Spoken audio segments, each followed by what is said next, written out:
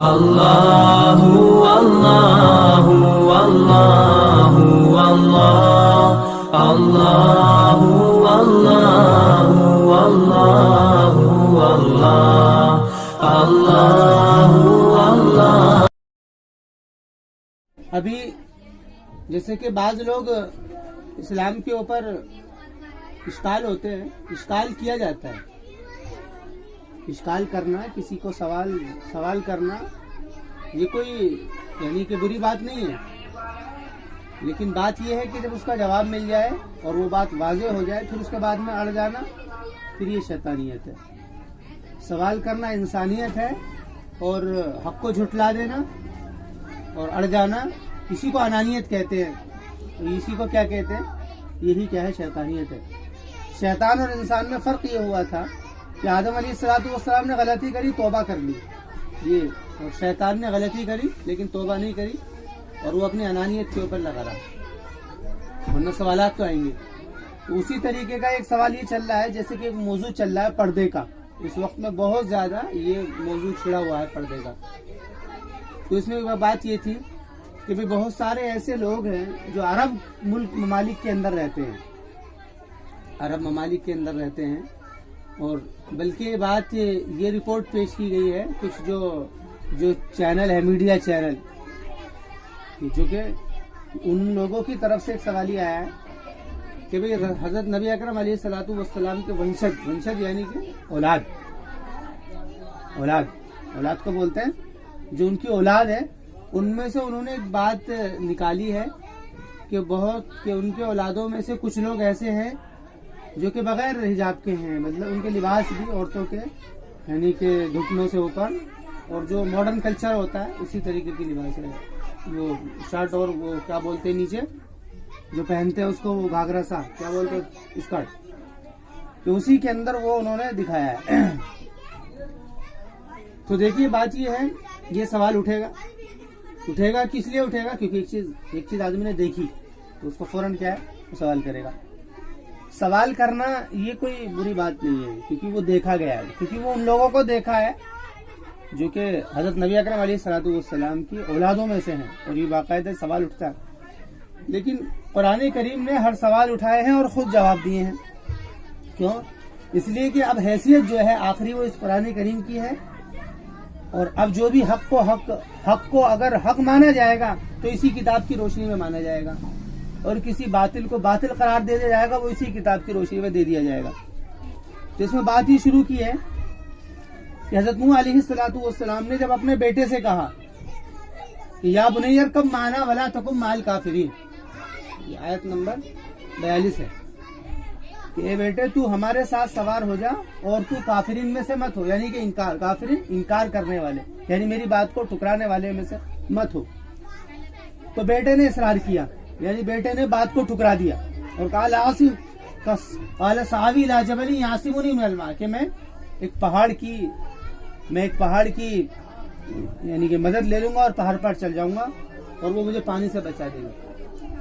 تو اس کے اوپر حضرت نوح علیہ الصلوۃ والسلام نے کہا لا عاصم اليوم من امر اللہ، کہ اللہ تعالیٰ کے حکم سے کوئی نہیں بچ سکتا آج الا من رحم، مگر جس کے اوپر اللہ رحم کر دے۔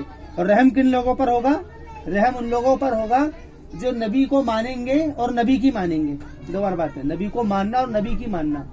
اب نبی کو مانیں گے جو لوگ اور نبی کی نہیں مانیں گے، اگر نہ ماننے والے کوئی بھی ہوں۔ یہاں تو بات بہت دور کی آ گئی ہے، اولادوں کی اولاد، یہ بات یعنی کہ بالکل ڈائریکٹ بیٹے کی چل رہی ہے۔ ڈائریکٹ کس کی چل رہی ہے؟ بیٹے کی۔ حالانکہ ایسا واقعہ اور بھی ہے، حضرت لوط علیہ السلام کی بیوی، بس اس میں کہا الا امرأتہ، کہ اس کی بیوی نے بات نہیں مانی اپنے شوہر کی، ہلاک کر، لیکن وہاں پر اس کو زیر بحث اتنا لیا نہیں ہے۔ کیوں؟ کیونکہ قرآن کریم جو ہوتا ہے مقصود کے اوپر مقصود کو سامنے رکھتا ہے، اور انسانی رشتوں میں سب سے قریبی رشتہ کون سا ہے؟ سب سے قریبی رشتہ کون سا ہے؟ باپ اور بیٹے کا، ماں اور بیٹا، یعنی کہ والدین اور اولاد کا سب سے قریبی رشتہ ہے، اس لیے اس کے حقوق بھی سب سے زیادہ ہیں۔ قرآن کریم میں سب سے زیادہ تفصیل اس کو لیا ہے، بلکہ کامیابی اور ناکامی کا دار و مدار اسی کو طے کر دیا کہ اگر ماں باپ راضی تو اللہ راضی، اور اگر یہ ناراض تو اللہ ناراض۔ اس کو مدار طے کر دیا، تو اسی رشتے کو لیا، اور وہ رشتہ کون سا تھا؟ باپ اور بیٹے۔ یہاں پر باپ بات کر رہا ہے کس سے؟ بیٹے سے۔ یہاں پر باپ بات کر رہا ہے بیٹے سے۔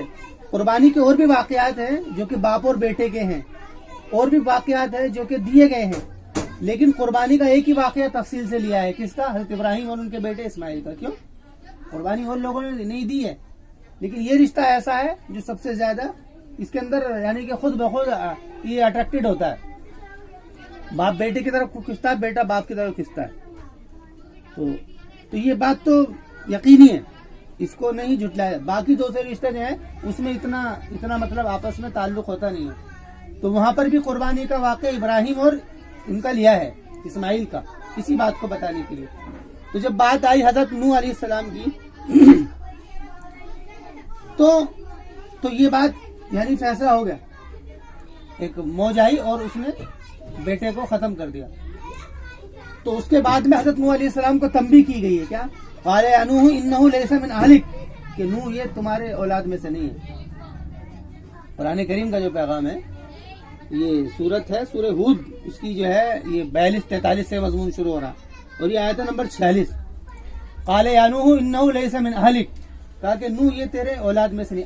اہل کہتے ہیں یعنی کہ اولاد، گھر والے، جن کے اوپر جو ماتحت ہوتے ہیں، کہ یہ تیرے ان میں سے نہیں ہے، من اہلک۔ حالانکہ کیا تھے نہیں، کوئی حقیقی بیٹا ہے، حقیقی کیا ہے؟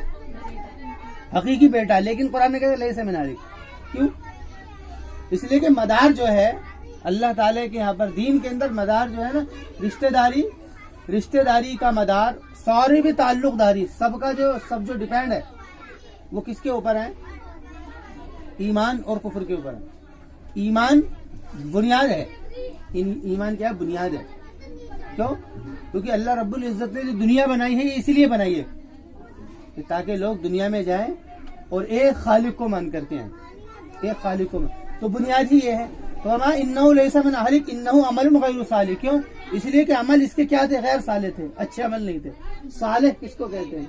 صالح کہتے ہیں ایمان اور اخلاق، ایمان و اخلاق کی روشنی میں جو آدمی کام کرے اس کو صالح عمل کہتے ہیں۔ ایمان و اخلاق، ایمان بھی اس کے اندر ہو اللہ سے جڑا ہوا، اور اخلاق کیا ہے؟ قرآن کریم نے ایسے لوگوں کو جو کہ معاملات میں کمی کرتے ہیں، ناپ تول میں کمی کرتے ہیں، ان کو کیا کہا ہے؟ غیر صالح عمل کہا ہے۔ ان کو تو ایمان و اخلاق کی روشنی میں جو آدمی کام کرتا ہے، ایمان و اخلاق کے مطابق جو زندگی گزارتا ہے، اس کو صالح کہتے ہیں۔ تو کہا انہ عمل غیر صالح، اس کے عمل کیا ہے؟ غیر صالح ہے۔ ایمان یعنی کہ ایمان اس کے پاس میں نہیں ہے۔ کیوں نہیں ہے؟ اس لیے کہ نوح علیہ السلام کو ٹھکرا دیا ان کی بات کو۔ فرمایا ان فلا تسألنی ما لیس لک بعلم، تو اس کے اوپر حضرت نوح علیہ السلام نے کہا کہ تم اس کے بارے میں سوال مت کرنا جس کے بارے میں تمہارے پاس کوئی علم نہ ہو۔ فلا تسألنی، اس کے بارے میں تم سوال مت کرنا۔ انی اعوذک ان تکون من الجاہلین، اور میں تجھ کو نصیحت کرتا ہوں اس بات کی کہ تم ہو جاؤ جاہلین۔ جاہل کس کو کہتے ہیں؟ جاہل کہتے ہیں جذباتی اور بے لا علم کو۔ جذبات، ایک آدمی جذبات میں آ گیا اور آ کر کے اس نے یہ نہیں دیکھا کہ حقیقت کیا ہے، بس بہت بولنا شروع کر دیا۔ جذباتی، جاہل کس کو کہتے ہیں؟ جذباتی، بغیر علم کے جذباتی ہونا۔ علم کے ساتھ میں اگر جذباتی ہوگا تو وہ جاہل نہیں ہے، بغیر علم کے جذباتی ہونا۔ جذباتی ہونا بھی برا نہیں ہے، جذباتی ہونا بھی برا نہیں ہے، لیکن علم کے اور علم کے بغیر جذباتی ہونا یہ برا ہے۔ یہ دونوں چیزیں اس کے اندر آئیں گی۔ بغیر علم کے، بغیر تحقیق کے جذباتی ہونا، اس کو جاہل کہتے ہیں۔ ہمارے کہ تم جذباتی مت ہو۔ کیوں؟ کیونکہ وہ جذباتی کیسے ہوئے؟ کیونکہ ان کے پاس میں علم نہیں تھا اس بات کا، وہ جانتے نہیں تھے کہ بنیاد کیا ہے، کس بنیاد پر ونشج، اولاد یا تعلق داری کی بنیادیں قائم ہوتی ہیں، یہ بات ان کے پاس میں نہیں تھی۔ اس لیے کہا کہ تم کیا ہے کہ تمہیں اس کا علم نہیں ہے، اس لیے انی اعوذک ان تکون من الجاہلین، اور میں تم کو کیا ہے پناہ میں دیتا ہوں اس بات سے کہ تم ہو جاہلین میں سے، یعنی کہ بغیر علم کے کیونکہ جذباتی ہونا تو ظاہر ہے، کیونکہ وہاں کس کی جان جا رہی ہے؟ بیٹے کی جان جا رہی ہے، جذباتی ہونا ظاہر ہے۔ سب سے آدمی جذباتی کہاں ہوگا؟ پھر جذبات کا مطلب یہ ہوتا ہے کہ آدمی اپنے ہوش و حواس بالکل ایک دم سے فرفتہ ہو جائے، وہ سب چیز کو بالے طاق رکھ کر کے بس اسی کے پیچھے لگ جائے۔ تو جذباتی تو کہا کہ تم بغیر علم کے جذباتی ہوئے ہو، اس وجہ سے میں تم کو کیا ہے پناہ میں دیتا ہوں۔ اس کے بعد میں انی اعوذ بک ان اسألک ما لیس لی بہ علم، کہ میں تم سے پناہ مانگتا ہوں اس بات کی کہ تم سے سوال کروں جس کا میرے پاس میں علم نہ ہو، اور اگر تو مجھے معاف نہ کرتا اور رحم نہ کرتا تو میں خاسرین میں سے ہو جاتا۔ تو یہ جو ہے نا، اس واقعے کو، یہ واقعہ جو ہے اس کو لایا گیا ہے اس بات کو بتانے کے لیے کہ وہاں پر جو حیثیتیں جو ہیں، یعنی کہ جو حیثیتیں ہیں وہ قرار ہی اس بات سے پائی جاتی ہیں کہ وہ بنیادیں کیا ہیں، کہ وہ کیا ہیں، بنیادیں کیا ہیں۔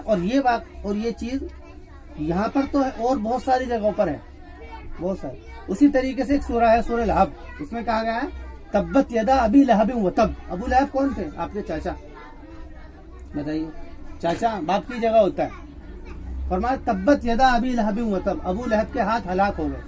ہاتھ سے اشارہ ہوتا ہے ذات کی طرف، کیونکہ انسان کا جو پوری باڈی جو کام کرتی ہے وہ ہاتھ سے کرتی ہے، یعنی ہاتھ سے ہی وہ سارے کام کرتا ہے نا، تو اس لیے ہاتھ کو لے کر کے اشارہ کیا جاتا ہے۔ وہاں پر ابو لہب کا نام لیا، کیوں؟ کیونکہ بات کو ٹھکرا دیا۔ تو جو اولاد ہیں یا جو بھی ہیں وہ چیز ہے، وہ اہم نہیں ہے، بلکہ اہم جو ہے وہ پیغام ہے۔ اہم کیا ہے؟ وہ پیغام ہے۔ اب جو بھی اس کیٹیگری سے نکلتا چلا جائے گا، چاہے وہ باپ ہو چاہے وہ اولاد ہو، دونوں کا انکار کیا، وہاں پر باپ زیر بحث تھا، یہاں اولاد ہے، باپ ہو بیٹا ہو، اور باقی رشتے تو پھر بہت بات کی چیزیں ہیں، کوئی بھی ہو، اور بلکہ اگر پورے قرآن کریم کو اٹھا کر کے دیکھو، یا بنی اسرائیل کا جو لفظ ہے، بنی اسرائیل کا مطلب کیا تھا؟ وہ نبی کی تو اولاد تھی، لیکن بار بار ان کو جو عتاب کیا جا رہا ہے، عقاب جو کیا جا رہا ہے، اسی بات کو بتانے کے لیے کیا جا رہا ہے۔ تو اس بات کے اوپر بحث ہو سکتی ہے کہ پردے کی حدود کیا ہے، پردے کی حدیں کیا ہیں، کہ پردہ جو ہے کیا کتنا جائے گا، اس کے اوپر بحثیں ہو سکتی ہیں۔ لیکن جب کوئی چیز قرار پا جائے گی، طے قرار پا جائے گی، تو پھر حق اور باطل کا فیصلہ اس بنیاد پر نہیں ہوگا کہ ان کا تعلق نبی سے یا رسول سے کیا ہے، اس کے اوپر فیصلہ نہیں ہوگا، بلکہ فیصلہ اس پر ہوگا کہ جو نبی یا رسول نے جو کتاب دی ہے، جو اللہ کی تعالیٰ کی طرف سے ضابطے اور قانون دیے ہیں، اس کے اوپر ان کا عمل کتنا ہے، فیصلہ اس کے اوپر ہوگا۔ اس لیے بات کیا گئی، انہ عمل غیر صالح، انہ عمل غیر صالح، بے شک اس کے عمل کیا تھے، غیر صالح تھے، ایمان و اخلاق کے خلاف تھے، ایمان و اخلاق کے خلاف تھے، اس لیے ان کے بارے میں مجھ سے سوال مت کرنا۔